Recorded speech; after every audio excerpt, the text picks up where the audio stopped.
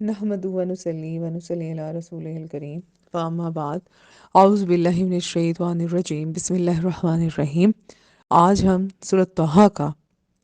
آغاز کرنے جا رہے ہیں، اور سورۃ طٰہٰ کے آغاز میں سورۃ طٰہٰ کا جو تعارف ہے ہم پہلے وہ بیان کرتے ہیں۔ یہ سورۃ مبارکہ کا نام طٰہٰ ہے، اور یہی وہ کلمہ ہے جس سے سورت کا آغاز ہوا۔ یہ سورت مکہ مکرمہ میں نازل ہوئی، اس میں 8 رکوع ہیں، اس کی آیتوں کی تعداد 135 ہے، اور یہ 1441 کلمات اور 5242 حروف پر مشتمل ہے۔ اس کے زمانے نزول میں ایک خاص واقعہ اس سے ریلیٹڈ ہے کہ مسلمان ہونے سے پہلے ایک دن حضرت عمر رضی اللہ عنہ بڑے جوش و خروش سے گھر سے نکلے، اور ننگی تلوار گلے میں حائل تھی، اور کسی نے راستے میں پوچھا کہ عمر کہاں جا رہے ہو؟ تو جواب دیا کہ میں مسلمانوں کے نبی صلی اللہ علیہ وسلم ان کا سر قلم کرنے جا رہا ہوں۔ اس نے کہا پہلے اپنے گھر کی خبر تو لو، تمہاری بہن فاطمہ اور بہنوں سعید بن زید تو مسلمان ہو چکے ہیں اور اپنے نبی پر دل و جان سے فدا ہو رہے ہیں۔ غصہ سے واپس لوٹے حضرت عمر کا غصہ، اور حضرت عمر کا جو سخت طبیعت تھی، طبیعت میں جب مطلب جو بھی بات حق اور انصاف کے خلاف ان کو نظر آتی تھی، آپ کو پتہ ہے کہ وہ کتنے سخت، اس میں سخت مزاج ہوتے تھے، تو وہ اسی مزاج کے ساتھ اپنی بہن کی طرف گئے، اور بڑی بے دردی سے پہلے بہنوئی کو مارا، پھر بہن چھڑانے آئی ان کو مارا، یہاں تک کہ ان کا سر پھٹ گیا اور خون کا فوارہ چھوٹ پڑا۔ یہ منظر دیکھ کے تھوڑا سا مطلب ایک سافٹ کارنر سا پیدا ہوا، اور اپنی بہن سے کہا کہ بتاؤ کہ تم کیا پڑھ رہی تھی؟ تو انہوں نے کہا کہ یہ پاک کلام ہے، اسے ناپاک لوگ ہاتھ نہیں لگا سکتے، تو پہلے تم جا کے غسل کر کے آؤ۔ تو انہوں نے غسل کیا، جب غسل کر چکے تو حضرت فاطمہ نے اسی صورت کی جو ہے چند پہلی آیات تلاوت فرمائی سورۃ طٰہٰ کی،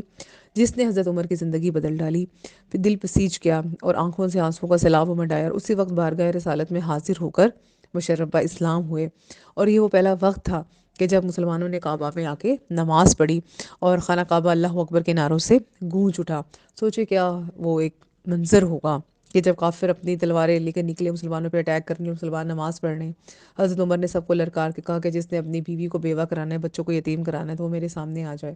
اور کافروں کی تلواریں واپس ان کی نیاموں میں چلی گی حضرت عمر کو دیکھ کے۔ ویسے تو اس صورت کی ہر ایک آیت اب اس سے پتہ بھی یہ چلتا ہے کہ یہ صورت کیونکہ حضرت عمر کے اسلام لانے سے پہلے نازل ہو چکی تھی، اس لیے ان کی بہن جو ہے وہ اس کی تلاوت کر رہی تھی، لیکن اس کے ساتھ اس کا ریلیٹڈ تھا، تو گویا اس صورت کا ان کے ساتھ ایک ریلیشن ہے ان کے اسلام لانے کے ساتھ۔ اس کے بعد اس صورت میں اگر ہم اس کے مضامین کو دیکھیں تو منظر ضرب جو ہے تاریخی منظر سے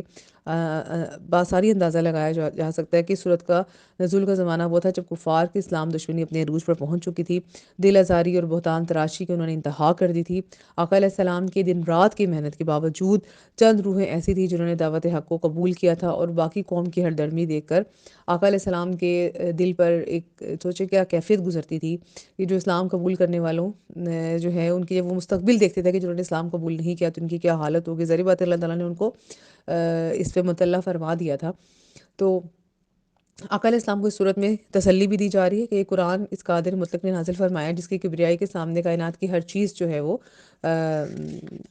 جھکی ہوئی ہے، اور اس نے یہ قرآن آپ پر اس لیے نازل نہیں کیا کہ آپ رنج و مشقت میں مبتلا ہو جائیں، یقیناً آپ کا دین پھیلے گا اور کامیابی آپ کے قدم چومے گی۔ اس کے بعد بڑی تفصیل کے ساتھ موسیٰ علیہ السلام کا ذکر کیا گیا ہے کہ انہیں کس طرح موسم سرما کی ایک تاریخ اور خنک رات میں وادی طور کے ایک گوشے میں بلا کر خلقت نبوت سے سرفراز فرمایا گیا۔ اس کے بعد انہیں ایک ایسے ظالم بادشاہ کو دعوت حق دینے کا حکم دیا گیا جس کا دامن بے شمار معصوم بچوں کے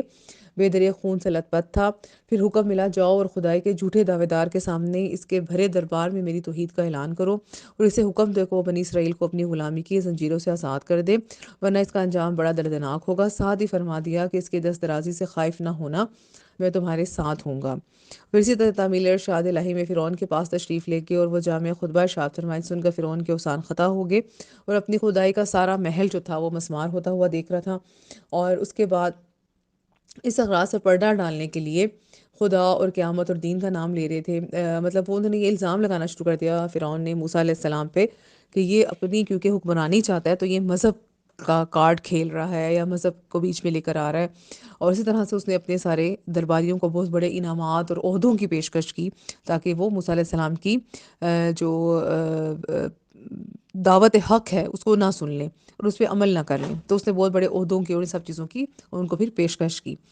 پھر آخر میں آدم علیہ السلام کا واقعہ بیان کیا گیا ہے، جس سے یہ حقیقت میں یہ ہو جاتی ہے کہ غلطی کرنا پھر اس پر اکڑنا اور اکڑے رہنا انسان کو ہلاک کر دیتا ہے. جس طرح کہ فرعون اور ابلیس کے واقعہ سے ظاہر ہے، لیکن غلطی کر کے نادم ہونا اور پھر توبہ کرنا انسان کو مقبولیت کے مقام پر فائز کر دیتا ہے، جیسا کہ آدم علیہ السلام کے واقعے سے ہمیں یہ بتایا جا رہا ہے. پھر آخر میں غلامان مصطفیٰ کو خدا کی نافرمانی سے بچنے کی جو ہے وہ ہر ممکن کوشش کرنے کی ترغیب دی گئی ہے. اور انسان سے غلطی بھی ہو جاتی ہے کیونکہ بشری کمزوری ہے یا وقتی جوش سے کوئی خطا ہو بھی جائے تو کہا گیا کہ آدم علیہ السلام کی طرح فوراً اپنے اشک ندامت بہا کر طلب اور مغفرت جو اللہ تعالیٰ سے طلب کرو. یہ تھا سورۃ طٰہٰ کا تعارف اور اس کے اہم مضامین. آخر دعوانا الحمد للہ رب العالمین، والسلام علیکم و رحمۃ اللہ وبرکاتہ.